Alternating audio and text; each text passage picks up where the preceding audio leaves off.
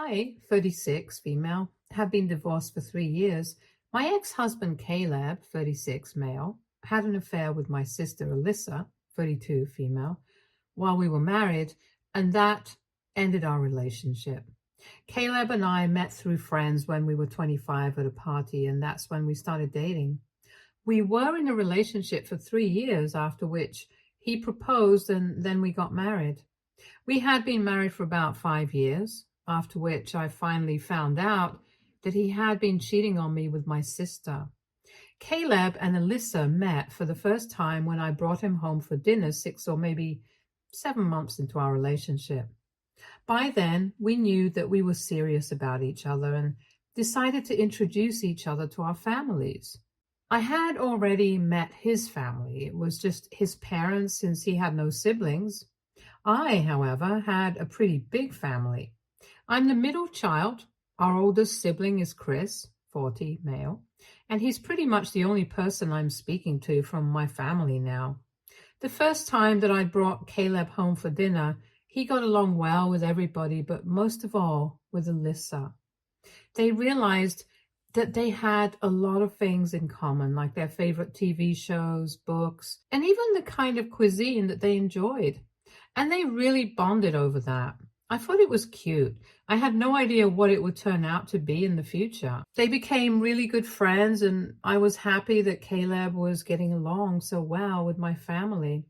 I also had a good relationship with Alyssa at that point in time, since we were closer in age compared to Chris. Alyssa and I would sometimes even go out on double dates with our respective partners, and we had a lot of fun times together.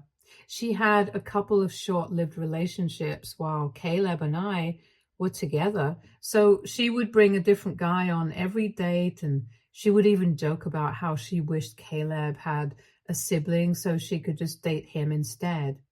She would occasionally make comments about how Caleb was the perfect guy and how lucky I was, but I always took them as compliments, never reading too much into it, because I generally thought that she was just praising Caleb, and I did not see anything wrong with it.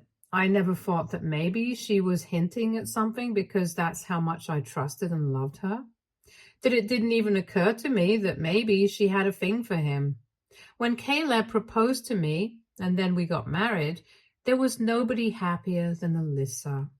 As a matter of fact, she was even the maid of honor at my wedding, so you can imagine how hurt I was after 5 years of being together. I discovered that the two of them had been sleeping together behind my back. Before you guys ask, there was nothing going on that could have made me suspicious about the two of them. I trusted Alyssa more than anything in the world, and I also trusted Caleb. In my head, they would never do anything to hurt me, and I was sure of it. So for 5 years, Caleb and I had a really smooth sailing relationship. There were a couple of minor hiccups here and there, like he wanted kids and I was not ready for it. He wanted me to spend less time at work, but that was not an option for me because I earn more than him. And the kind of lifestyle that we had, we needed my income to support ourselves financially. He thought I was too career-oriented and wanted me to be a little more laid back, and no matter how hard I tried, I could not explain it to him that we absolutely needed the money. Both of us were earning to have a stable lifestyle. For context, I am an investment banker, and it's a really demanding job.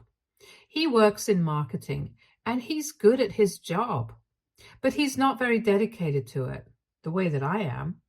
And I'm not complaining about it. I really love my job, and it helps me fulfill my dreams, so why should I not work hard for it? And as for why I did not want kids, well, that's an easy answer. I was not mentally or emotionally ready to be a mother, and I would rather not do something at all than do a bad job of it, especially when it comes to being a parent. I think if somebody is not ready to be a parent, there is no way that they should be pressured into or coerced into becoming one. I do not want to have kids and then regret my decision, and I had been very clear about it right from the beginning of our relationship. but he had assumed that I would change my mind as we got married and time went on. I don't know why he thought that I would change my mind, since I had always said that I did not want kids. Anyway, these were the major bones of contention between the two of us, and most of our fights, the big ones, would usually be about either of these two things. Like every other couple, we would also have disagreements, but we were always able to work through these. Even when we both had big fights, we would make up in the end, and we knew that we were in for the long run. Or at least I knew that. I don't think that he and I were on the same page about it. My point is that we would fight, but we would always make up. He always expressed his love for me, even up until a week before I discovered that he had been cheating on me, and I never had any reason to doubt his loyalty towards me, since he never gave me any. However, a week after we celebrated our 5-year anniversary wedding, I found out that he had been having an affair with Alyssa. Even on the day of our anniversary, he was being all cute with me at the party while we were guests and acting like I was the only person he cared about. But that changed significantly after I found out that he had been cheating on me. A couple of days after we celebrated our anniversary, I was going through my wardrobe looking for something, but I couldn't find it, so I decided to look in Caleb's wardrobe. I don't remember what exactly it is that I was looking for, but I remember that I had a work event a few days after that, and there was a very specific blazer that I was searching for. I thought that maybe I must have put it in with his clothes by mistake. So I decided to look in his wardrobe, and while looking, I accidentally grabbed a bag that he had shoved right to the back of his wardrobe. Out of curiosity, I took it out and started going through it. To my shock, I realized that women's clothes were stuffed into it. After looking through a couple of items, it dawned on me that I had seen these clothes before, and I realized that these were all Alyssa's clothes. I could not make sense of what was going on, and I was in total state of confusion. I was absolutely lost because I couldn't come up with one single reasonable explanation for this. So I decided to look through his phone, something that I had never done before because I trusted him. And he had never done it to me either. We had never given each other any reason to do so. But at that moment, I felt like I had to do it, because even if I did ask him about those clothes, he would have time to come up with an excuse and hide evidence and stuff like that.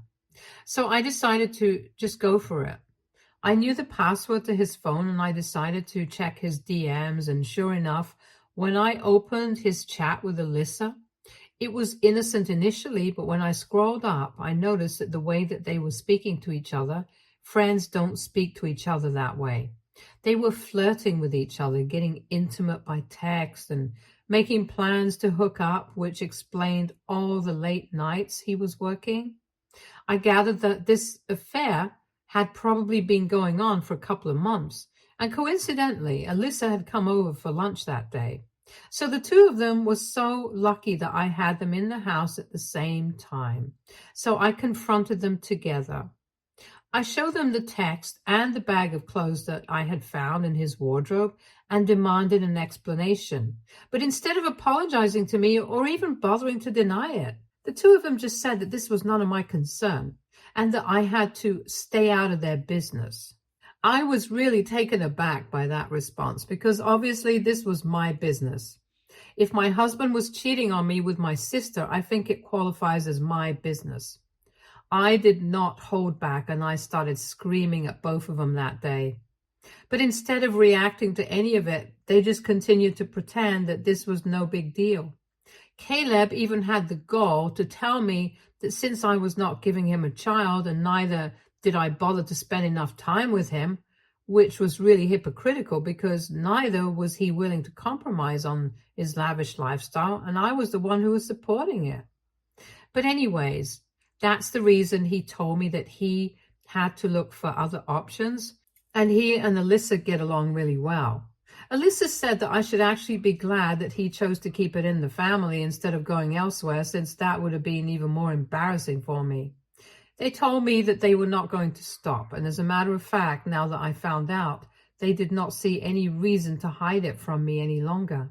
They had only been keeping this under wraps because they wanted to avoid the drama, and they were just waiting for her promotion so she could move away from here.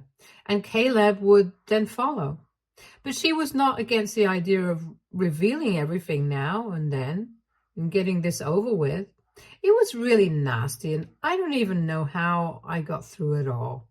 There was not much to say after I found out the truth, since they did not seem guilty about it, and I was not going to forgive him for it. That was for sure. So I decided to file for divorce, and after I told my parents, they cut Alyssa off. And Eric also stopped speaking to her. Literally nobody from our family had any ties with her after that, and they did not seem any worse off for it either. A couple of weeks after that, Alyssa moved away to Pennsylvania, which is a 9-hour drive away from here. And once our divorce came through 3 months later, he also followed suit. He did not contest the divorce or my petition and left everything to me. I guess he must have surmised that now that he was with Alyssa, he would not have to worry about money. She had been promoted to a better position, and that meant better pay, so he did not have to worry about losing out on my wealth and the settlement that he would get from the divorce. I guess he was just in a hurry to get it over with, so he did not put up much of a fight. And I'm glad about it because that allowed me to get it over with quickly. Since then, neither I nor anybody else from our family has had any contact with her. We don't know where she is. We don't know what she has been up to. We never bothered to find out. My friends who still follow her and are in touch with her know better than to talk to me about it. So to sum it up, I have no idea what's going on in her life. It's been 3 years, but I'm still trying to recover from everything. And they really messed me up for good. However, I was reminded of everything a couple of days ago because of Caleb got back in touch with me. He called me up from a number that I did not recognize, and unfortunately, I have had the same phone number for the past couple of years. And I didn't think much before answering that phone call. As soon as I picked up, I should have hung up, but curiosity got the better of me. And when I heard him speaking on the other end, I decided to hear him out at least. He sounded pretty desperate and upset, and quickly explained to me that he was calling to ask for my help, which was really bold because for 3 years we had not been in touch and we didn't exactly end on good terms. So the least he could have done was at least to apologize to me, but he didn't do any of that and came straight to the point. He told me that Alyssa had been in a car accident a few weeks ago and couldn't move since she had fractured both her legs and her arms were all bruised up a couple of months ago, and they had a 2-year-old son that needed to be taken care of. He told me that he had already tried to get his friends there to take over, but all of them were busy, and none of them were willing to take on such a huge responsibility.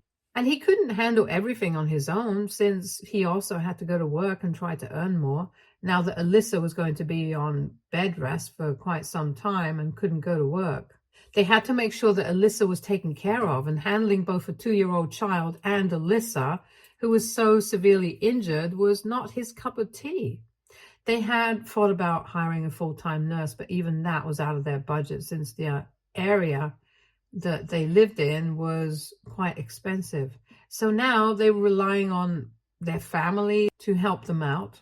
They had already called my parents, but they said that they were too old now, or they would definitely have agreed to it.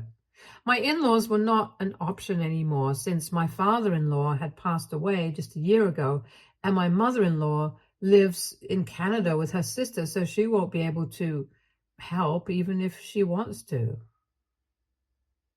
And they had also called Eric, but he had said that he wanted nothing to do with them. And they did not trust anybody else enough to let them take over the duties of taking care of their son while they were indisposed, apart from me, since neither of them was particularly close with their extended family.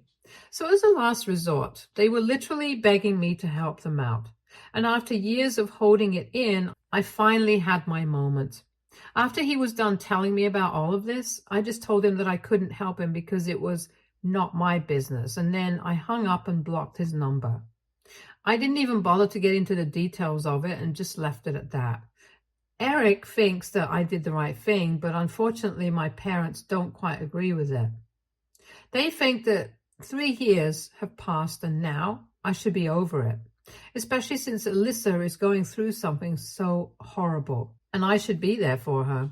I don't even understand what they're going on about because they think that I'm being stubborn by refusing to help them, and I think that they are being ridiculous by even expecting me to help them after what they did to me. I feel bad for the kid. I really do, but again, that's not my problem. They insist that I am being selfish and stubborn, and I should at least consider it before saying no. It has been a couple of days, and my parents are really getting to me because now I'm not sure if I did the right thing or not. I wouldn't have felt bad for them, but there is a child involved, and that's why I am rethinking my decision. AITA for refusing to help my sister and my ex-husband out with taking care of their son since he had cheated on me with her. Update 1. Hi, first off, thank you so much for all the comments on my post. Thank you for taking the time to say something. That was really nice of you guys. And now, coming to my decision, I'm not changing my mind. I'm still staying out of their business, as they had put it themselves. My parents can think whatever they want to about me. I don't really care. They don't have the right to decide if I should move on or not. I was the one who got hurt, and so I'm the only person who gets to decide how I feel about this. They don't get to dictate my feelings. I do, and I always will, feel bad about their son, but again, that's not my child and not my problem. If they feel so sorry about this situation, they can take on the responsibility of taking care of their child themselves. Instead of making up excuses about how old they are just in their early 60s. They do everything that normal people do, and it's not like it's that big of a deal for them. If it's just a matter of a couple of months, I'm sure they can help out. But they don't want to do that. They just want to put it on me. When I communicated my decision to my parents and told them that I was not going to change my mind, they told me that they were cutting ties with me as well, since I was really selfish and stubborn and they couldn't believe that I was going to act this way, even though Alyssa was so severely injured. I don't know what's so hard to believe. They screwed me over once, and I'm not about to let them walk all over me a second time. It's as simple as that. I don't think I'm doing anything wrong. I haven't talked to Eric about it yet, but I know that he will be on my side as he has been so far. He is a little busy with work right now since he has just signed a new project, and it's going to be a couple of days before I can find enough time to discuss this with him.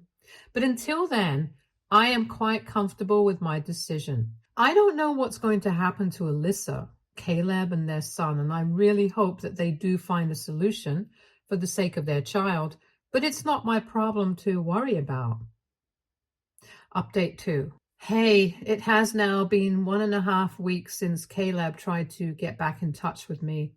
I blocked him back then, and so far he has not been able to reach out to me again. But I have heard from Eric that they have been trying to get in touch with him relentlessly, and even Alyssa has been messaging him.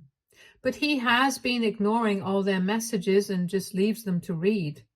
I spoke to Eric a couple of days ago, and he told me that even he had decided that he was not going to keep in touch with our parents anymore, since they were being really unreasonable and selfish. It's ironic, since that's exactly what they had been accusing me of being. It serves them right, honestly, since now they are on their own and they don't even have Eric to call family. They still have a chance to make things right with their other daughter, Alyssa, but I don't think they are going to take up the responsibility of taking care of their son. It seems unlikely because my parents are the kind of people who say that they love their close ones, but won't go out of their way for anyone. I've seen that in them, with Eric's kids.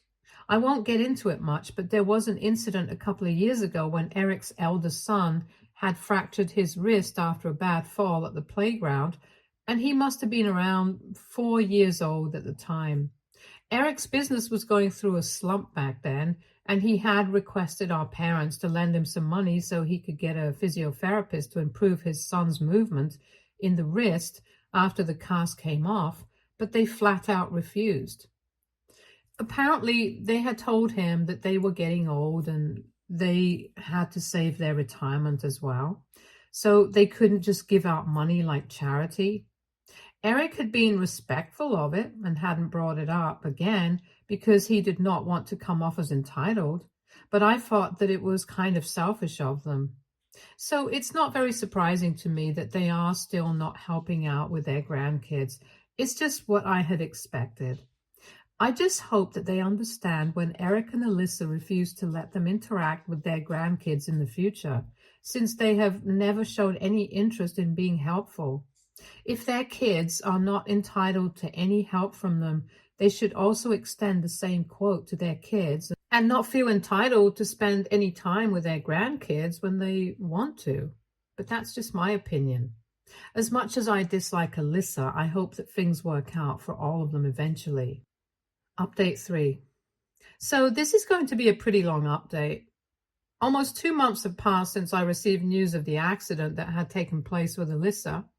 I haven't heard from them directly, but I have kept in touch with Eric, and he is the one who is giving me all of this information. I told him that I would be fine with that if he kept in touch with Alyssa and responded to her messages, because honestly, I was not feeling too good about the situation. I don't like Alyssa, that's true. And I absolutely loathe Caleb. But at the same time, I am not heartless enough to wish anything bad to happen to them. I know that their 2-year-old son has had no part to play in all of the evil things that they have done in the past. And so I told Eric to keep in touch with Alyssa and help her out if she needed it. They were bad people, but that doesn't necessarily mean that I have to stoop down to their level. I already got my revenge. I refused to help them, and that was it. But families are complicated, and I can't bring myself to wish bad things on anybody, no matter what they have done to me. That's just not my nature. I feel like I have to defend my decisions since people can be judgmental sometimes. But anyway, I digress, which is why I encouraged Eric to talk to them. So at least I would have the peace of mind of knowing that my nephew was doing fine. That's all that matters to me, to be honest. So 2 weeks ago, he finally got in touch with them and asked them how things were going there. And Alyssa told him that things were pretty bad. They were having to rely on a daycare to take care of their son. It was burning a hole into their pockets because the neighborhood that they lived in was pretty expensive, and it was not an option for them to drive several hours away from where they lived back and forth every day, since Caleb also had to go to work. And she could not do anything for herself anymore. So it was really bad. On top of that, they were falling behind on the rent and were at risk of being evicted, which hadn't happened so far, just because she was severely injured. The landlord was kind enough to give them an extension for a couple of months, but after that, they definitely had to pay up the money or leave the house, and she didn't know where she was going to get all that cash from. She had asked our parents for help, but they had refused again, saying that they wanted to save up for the future. I can understand that they want to save for any future medical emergencies or whatever, but it's not like we are never going to return the money back to them. We haven't ever been like that. I don't understand why they are always so skeptical and weird about money when it comes to their own kids. It's not like we are thieves. However, this time when my parents said no to helping her out, she lost her mind and told them that she was cutting them out of her life. This time, she was going to be the one who was not going to speak to them ever again. And as much as it is like Caleb and Alyssa, I think that they made the right decision. They are toxic, but so are my parents. It's a wonder how Eric and I turned out right, given the fact that we were surrounded by such people. But anyway, my parents are not going to have any access to either of their grandkids for the next couple of years, that's for sure. And they are going to have nobody else to blame but themselves. They're not even going to have any access to their kids, now that you think about it, since I am not speaking to them. Eric is not talking to them anymore, and neither is Alyssa from this point onwards. So they pretty much are on their own. I can't say that they don't deserve it. I definitely don't feel bad for them. Now, coming to Alyssa and Caleb, Eric and I discussed things that were going on with them, and I told him that I would not have a problem if he wanted to help them. My conscience would not allow me to stand in the way of that. I'm sorry, but I just can't do it. Personally, I'm going to stay out of their business, like they said, but I'm also not going to discourage anybody if they want to help them. And Eric told me that so far he had not been on speaking terms with her, just because what she had done to me was so wrong. But now it's very difficult to be mad at her because in spite of everything that had happened, she was in a really difficult position. And as her older brother, he could not just sit by and watch his nephew suffer, because he knew for a fact that Alyssa's son was having a really difficult time dealing with all of this emotionally. And so we decided that he was going to send some money to them every month until they were able to get back on their own 2 feet. I am actually glad that he's doing it because I know that nobody had taken a stand for him when he was going through a difficult time. My parents did not do anything for him, and I had tried to contribute to him financially when he was going through a slump in his business, and so had Alyssa. But we also had to look out for ourselves, and we were not in a position, unlike our parents. They are pretty well off, so they could afford to do it. Again, I'm not trying to sound entitled, but they could have helped out, but they did not. And even though Alyssa and I were not exactly in a position to be philanthropists, we still tried to help. So now, I guess it's only fair that Eric returns the favor and helps her out as well, regardless of what she did to me. I'm never going to move on from that, but whatever. My major concern was that my nephew would be suffering, but now that it's out of the way, I can go back to never thinking about them again. I honestly just don't want anything to do with either Alyssa or Caleb. I'm really sorry that something so bad happened to them, but now I want to move on with my life. I think this was the closure that I needed because even during the divorce, I still hadn't felt like I was done with it as much as I do now. I'm going to just focus on my work and my own life and try to improve everything about myself without worrying about other people anymore. I don't have to deal with any other toxic people since I'm no longer in touch with my parents either, and I'm pretty happy about it. I'm single and I have a lot to live for, so I'll be fine. Thank you so much for following my story and for showing me so much support. Stay tuned for more stories from Argo Relationships.